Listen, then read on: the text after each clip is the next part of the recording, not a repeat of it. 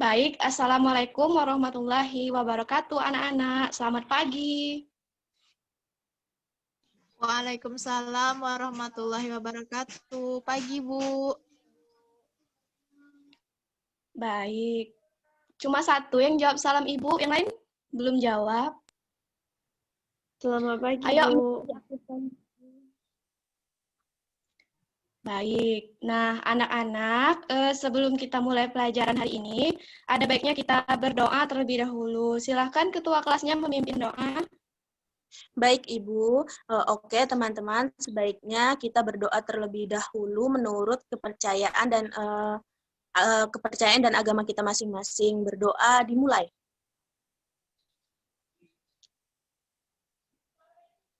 Selesai.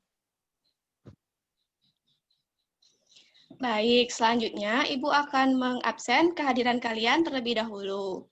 Yang pertama, Eka Karlina.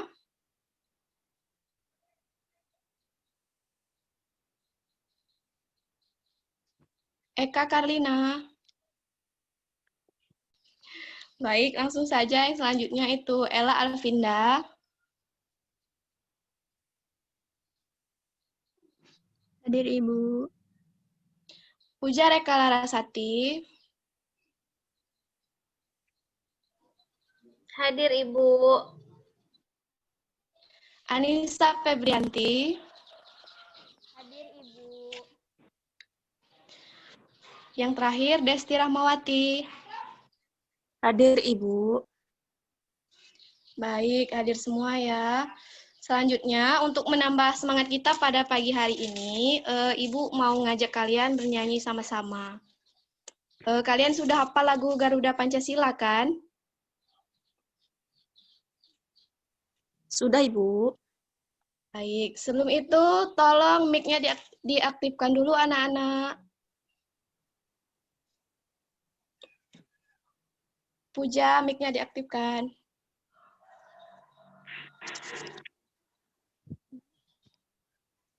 Baik, kita mulai ya. 1, 2, 3. Garuda Pancasila, akulah pendukungmu. Proklamasi, saya Berkorban untuk Pancasila dan satu negara adil mengusung pasangan di bangsaku. Ayo maju, Ayo maju, ayo maju, maju, ayo maju, maju. Iya, baik. Selanjutnya, hari ini kita akan belajar tema 8, subtema 1, yaitu tentang teks non-fiksi. Nah, ciri-ciri teks non-fiksi itu adalah biasanya berbentuk tulisan ilmiah seperti artikel, skripsi, makalah, dan lain-lain. Nah, ciri-cirinya yaitu tulisan non-fiksi berupaya mencapai taraf objektivitas tinggi dan membuat pembacanya tertarik. Kemudian, tulisan non-fiksi menyerukan nalar pikiran para pembaca. Bahasanya bersifat denotatif dan tidak bermakna ganda. Nah, semoga dengan pembelajaran ini kalian bisa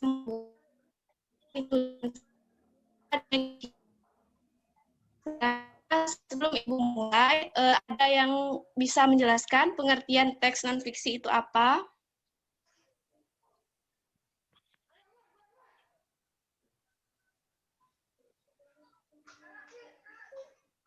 Saya, Ibu. Baik, silakan Desti. Teks non-fiksi ini adalah teks yang dibuat berdasarkan kenyataan yang ada. Nah, berdasarkan realita tanpa mengada-ngada atau hal yang benar terjadi dalam kehidupan. Baik, bagus sekali. Nah, selanjutnya, siapa yang bisa memberikan contoh teks non-fiksi?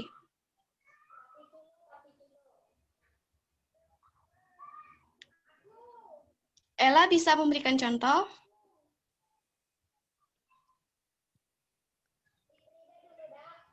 Mic-nya diaktifkan dulu, Ella.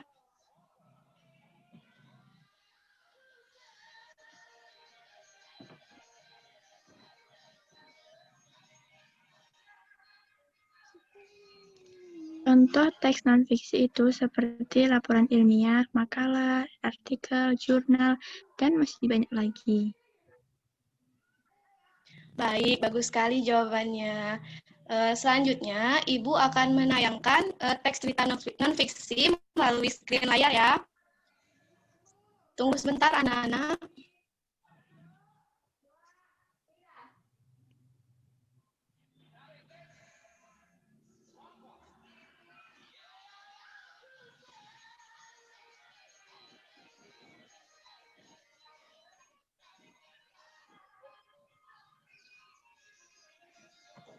Nah, di sini sudah ada teks non-fiksi. Selanjutnya, Ibu ingin meminta kalian secara bergantian membacakan teks tersebut. Yang pertama, silakan Alin membaca paragraf ke-1.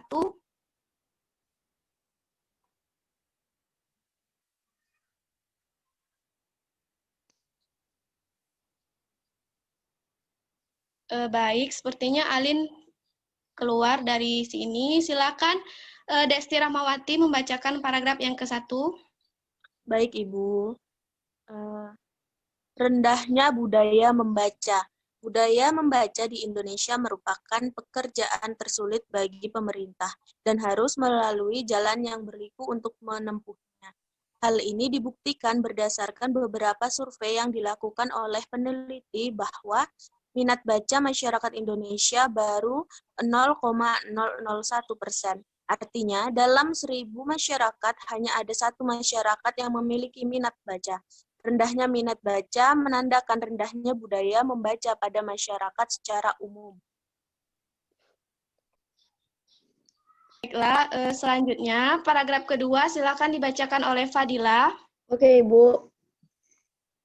Hal ini akan berakibat pada kurangnya daya saing masyarakat disebabkan penguasaan ilmu pengetahuan dan teknologi yang rendah dan mengalami keterasingan terhadap diri lingkungannya.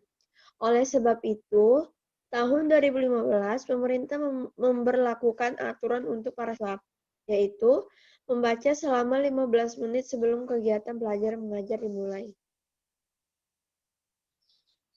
Baiklah, selanjutnya paragraf ketiga dibacakan oleh Anissa.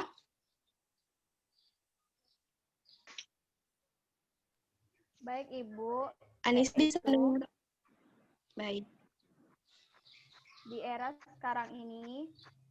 Di era sekarang, anak-anak lebih tertarik dengan budaya asing serta gadget dan teknologi canggih yang mereka miliki. Pembicara pernah membuktikan hal ini ketika beliau sedang mengajar di sebuah desa. Ketika ditanya apa itu Laos, mereka tidak mengetahuinya. Hal ini disebabkan karena minat baca yang rendah dan rasa ingin tahu yang kurang. Baik, terima kasih kepada teman-teman yang sudah membacakan paragraf tadi. Sekarang, Ibu mau kalian menyebutkan urutan peristiwa dari teks yang telah dibaca. Nah, sekarang coba Ella sebutkan paragraf 1 tadi urutan peristiwanya apa?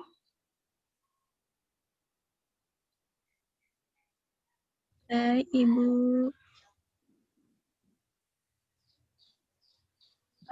Budaya membaca di Indonesia merupakan pekerjaan tersulit yang harus dilakukan pemerintah dan harus melalui jalan yang berliku untuk menempuhnya.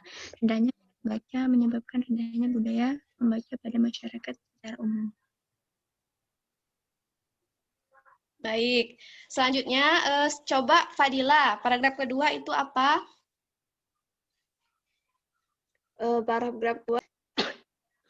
Paragraf kedua, rendahnya minat baca masyarakat berakibat pada kurangnya daya saing yang disebabkan penguasaan ilmu pengetahuan dan teknologi yang rendah dan mengalami keterasingan terhadap diri dan lingkungannya.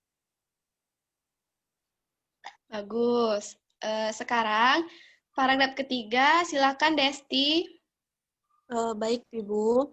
Paragraf 3, di era sekarang ini, anak-anak lebih tertarik dengan budaya asing serta gadget dan teknologi lainnya dibandingkan dengan membaca buku. Nah, hal ini disebabkan karena minat baca yang rendah dan rasa ingin tahu yang kurang.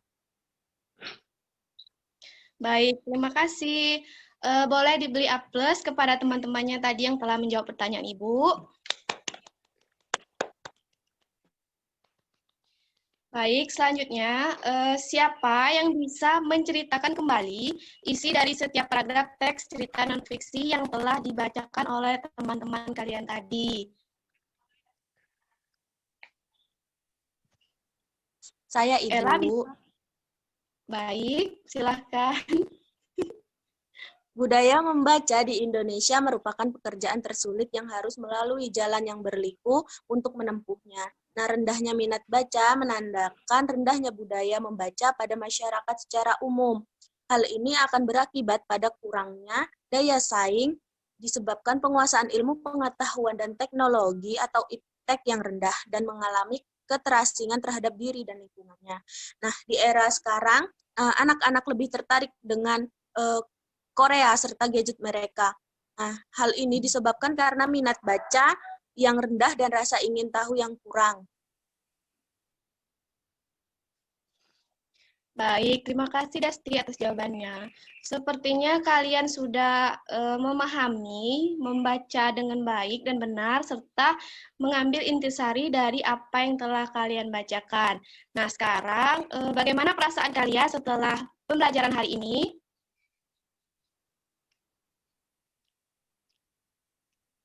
Senang, Ibu. Baik, apakah ada informasi lain yang ingin kalian tanyakan? Tidak ada. Baik, kalau begitu langsung saja, siapa yang bisa menyimpulkan pembelajaran kita pada hari ini, anak-anak?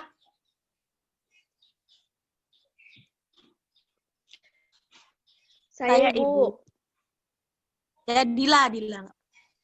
Baik, Em, baik, Fadila, silahkan. Kesimpulan pelajaran kita hari ini teks non-fiksi adalah teks yang dibuat berdasarkan kenyataan yang ada, berdasarkan realita tanpa mengada-ngada atau hal yang benar terjadi dalam kehidupan. Nah, ciri-ciri teks non-fiksi ini adalah biasanya berbentuk tulisan ilmiah seperti artikel, skripsi, makalah, dan lain-lain. Tulisan non-fiksi berupaya mencapai taraf objektivitas tinggi dan membuat pembaca tertarik. Tulisan non-fiksi menyeruakan nalar pikiran para pembaca. Bahasanya bersifat denotatif dan tidak bermakna ganda. Baik, terima kasih Fadila. Selanjutnya, Ibu akan memberikan kalian pekerjaan rumah, yaitu mencari dan menuliskan teks non-fiksi yang berhubungan dengan lingkungan sekitar kita, dan dikumpulkan pada pertemuan yang selanjutnya. Nah, demikianlah anak-anak pembelajaran kita pada hari ini. Semoga dapat bermanfaat bagi kalian. Untuk itu, sebelum kita menutup pembelajaran, ada baiknya kita berdoa terlebih dahulu. Menurut agama dan kepercayaan kita masing-masing. Berdoa dimulai. Berdoa selesai. Wassalamualaikum warahmatullahi wabarakatuh. Waalaikumsalam warahmatullahi wabarakatuh.